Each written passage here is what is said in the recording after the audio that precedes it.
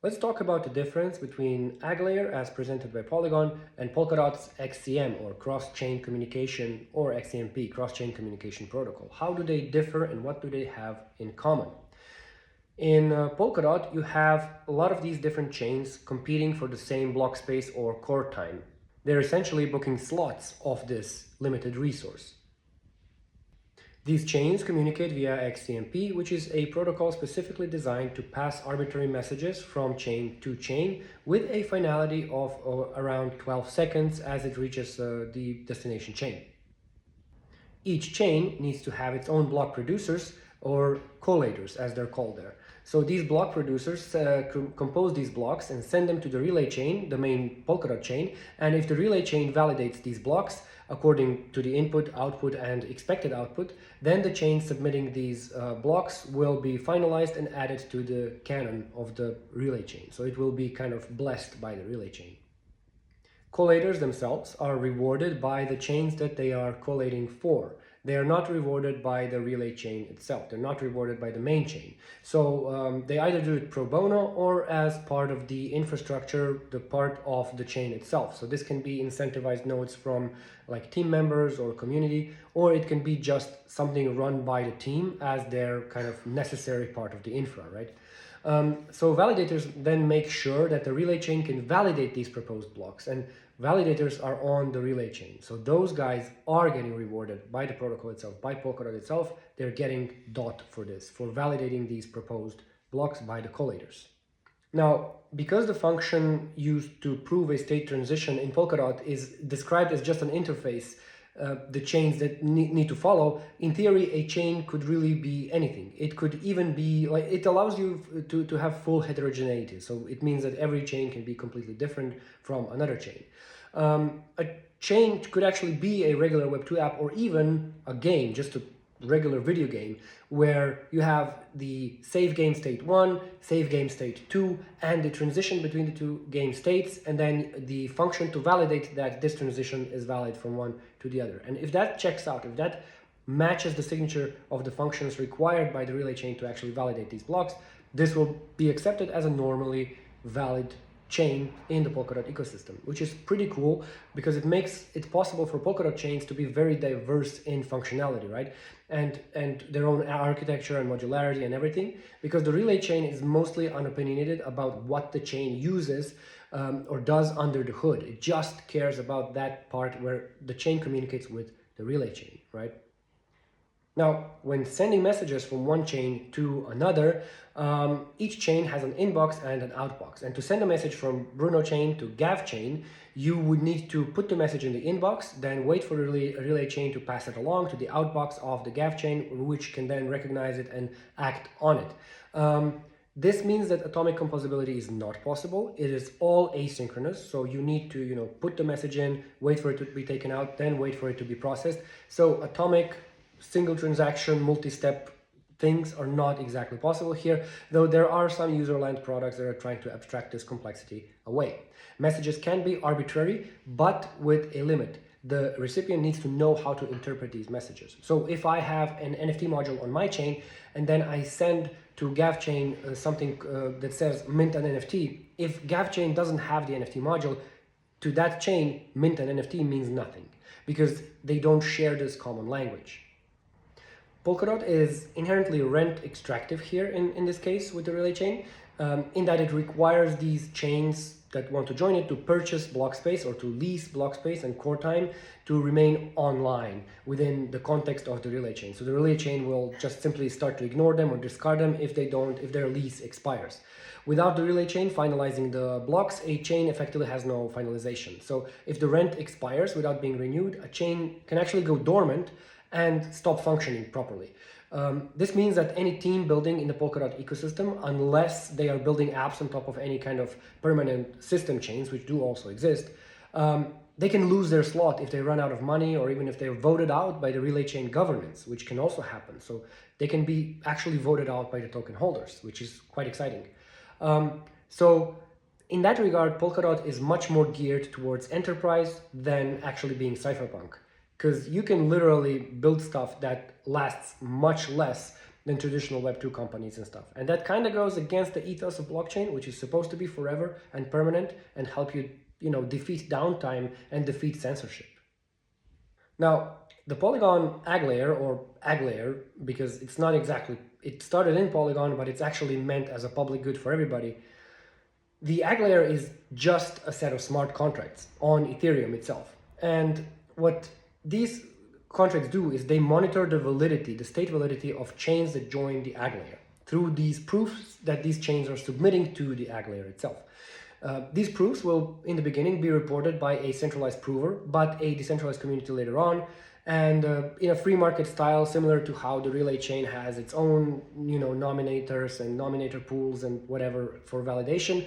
It is not yet known whether it will be delegated proof of stake, nominated proof of stake, any kind of other proof of stake. These details are not yet known because it's in heavy research and development phase, so all of this might change. Given that it finalizes itself on Ethereum, the AggLayer itself, the collaborative state of all AggLayer chains is actually inheriting Ethereum's economic security. Though the chain's own security, the security of the chain that is reporting to the AggLayer, is still up to that chain. So the chains are properly sovereign, but their mutual intercommunication is what is secured by the AggLayer and Ethereum itself. So this is a big difference here. And so the AggLayer itself also doesn't really care what the chain uses to produce blocks. It can be a single server chain, a mock chain, or it can be a fully decentralized chain. It doesn't matter at all to the AggLayer. The AggLayer only cares that the proofs are valid and submitted properly, and it will only validate that part as far as it is concerned with the communication between these chains. So in that regard, Polkadot's Relay chain and the AggLayer are very similar in that they do not care what the chain that's joining them looks like under the hood. So kudos there. They both support very heterogeneous blockchains. But there's a little cool thing already present in the AggLayer, which is deployed in its infant version. And that's the bridge and call library of Solidity functions that is included right now. And this allows you to issue single transaction cross-chain calls, which allow you to trigger a call after a bridge. So bridge and call. So you bridge some assets, and then you make sure that once this bridging is done, a call is made. A bridge and call can actually call another bridge and call, which can call another bridge and call. So in theory, you could actually chain all of those calls together and make a multi-chain hop of a very complex interaction of some kind. Granted, in this regard, you also need to be aware, the recipient also needs to be aware of what's coming. It needs to be prepared to accept the message. And so if you have something like a contract on a destination chain which has a known function, you can call that. But if that function is not there, the bridge and call function is not going to do anything if you fire it off to an unknown chain that is not prepared for this. The latency of such calls will depend on how fast it takes to get these proofs verified in the Ethereum contracts. So initially, this looks like 30 minutes to full finality with an eventual target of 5 minutes. This does seem slow. This does mean that cross-chain calls will have to be abstracted optimistically in the UI, where the end app will actually assume that everything went fine and wait for a finalization behind the scenes. So in this regard, Polkadot's cross-chain communication is faster with a 12-second finality.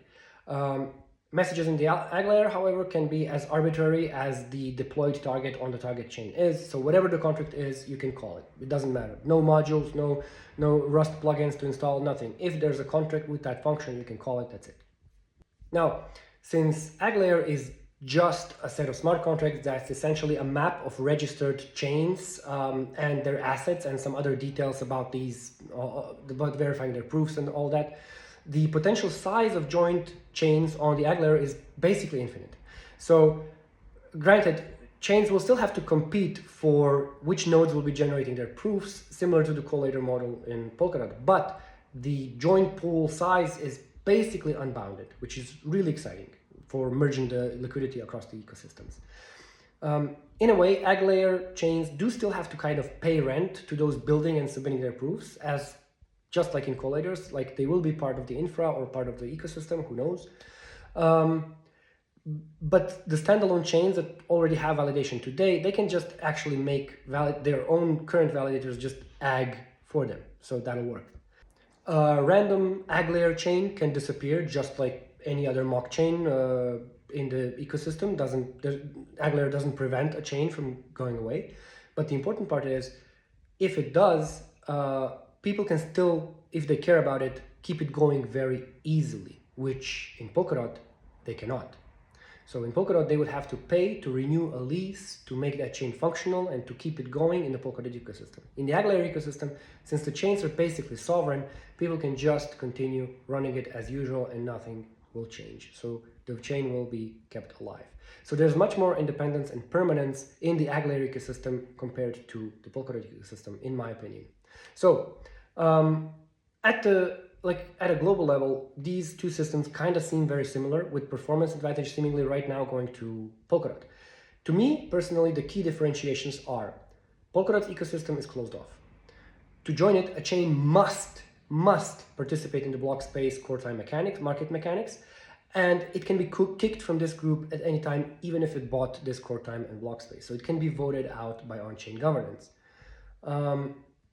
Very unlikely, but it's still possible. The AggLayer is much more laid back in that what it essentially amounts to is each chain just having a balance on the AggLayer contracts, and the whole story about unified liquidity is basically just saying that you can move balance from chain A to chain B by moving its balance on Ethereum itself. You don't have to literally bridge and wrap assets, Everything else stays as is, allowing developers complete peace of mind when developing something, not being exposed to a completely new stack if they don't want to, and generally just upgrading existing chains rather than forcing you to completely upend your entire ecosystem and everything you've been building so far. What makes me personally curious in here is how incentivization will work. So given that Polkadot so far is the only chain that has actually solved this shared sequencer problem in a way, I'm interested in seeing how AggLayer will approach this and what kind of incentives we might see. Will we see AggLayer dilute the economic layer, the economic security of projects by taking from their validator pools? Or will it play a more cooperative role, like something like AggLayer, or restaking the assets, or using restaked assets to stake them in this, or who knows? Come to think of it, AggLayer did recently say they would like to be acquired by the Ethereum Foundation, so who knows what might happen in the future, but in any case, it's definitely not going to be boring. Thanks for listening, and I'll see you in the next one.